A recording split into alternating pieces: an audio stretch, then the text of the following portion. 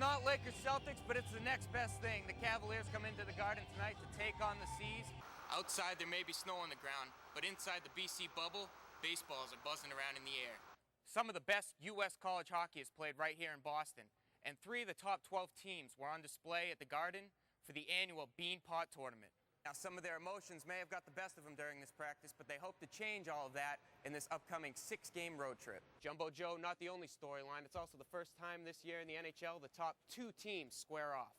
Puck drops at 7:05 tomorrow night, Sharks and Bruins. Eddie's been on an absolute tear from beyond the arc. Now the question remaining, will he be shooting next week in Arizona? And then, of course, the top hitting prospect in the organization, Lars Anderson. Left-handed hitting first baseman is now the focal point of the Red Sox because of Mark Teixeira's decision to go to New York over coming here to Boston. The Boston Bruins were able to finish the first half with the best record in the NHL.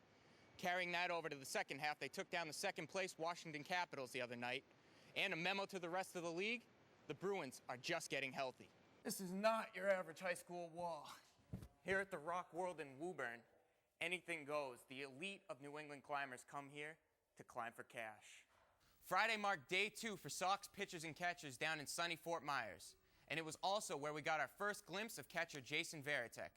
The captain showing up in great shape after contractual issues almost sent him out of town. He's hoping for a bounce-back year, and he's expected to address the media later today. Players going through what many say is the worst part of spring training, those dreaded conditioning runs. Everyone except Tim Wakefield taking part in the drills, including 41-year-old new acquisition John Smoltz, who plans on a June return from his injury. The first full day of workouts for pitchers and catchers is today, and we'll have a full report on all of that coming up on 7 Sports at 6. And now, time for 7 Sports. Seas taking on the Sixers at the Garden, the defending champs showing there is no way they would be deep 6 at home. Boston turned this one into an early clinic. Check out the passing here. Rondo, Pierce, Garnett, then K-Perk for the jam. So good. Touch pass. Then little later on, Rajon Rondo drives to the hoop, takes a crazy shot off the backboard. That one finds the bottom of the net. Rondo also had a season-high 12 assists. Here's one of them finding Sugar Ray for the knockout punch, 3-pointer from the corner. Celtics dominate the Sixers 102-78. Patriots getting a little healthy for tomorrow's tilt with the Steelers, the #1 ranked defense. One player the Pats hope will be ready to go, Pro Bowl defensive lineman Richard Seymour. Seymour missed 2 days of practice this week, but he says he is ready to take on the Steel Curtain. We have a lot of respect for them. You know, they play the game the way the game is supposed to be played.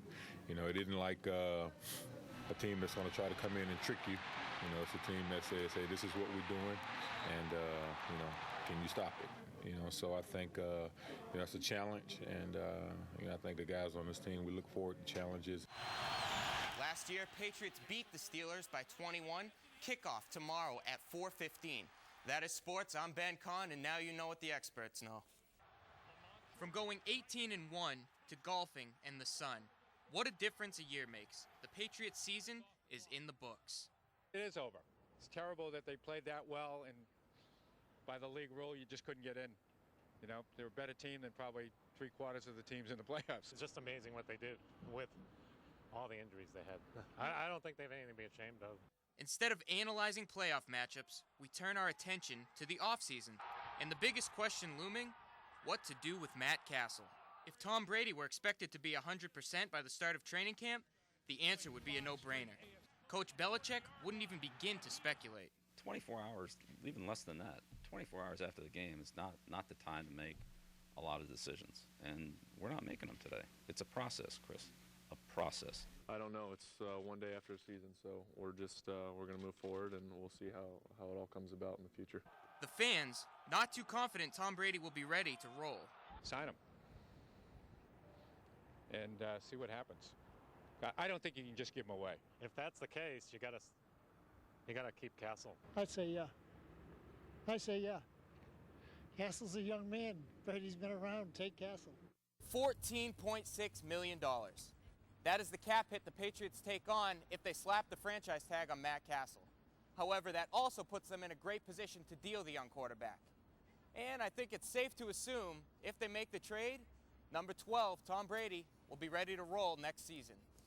Live in Boston, I'm Ben Conn, 7 Sports.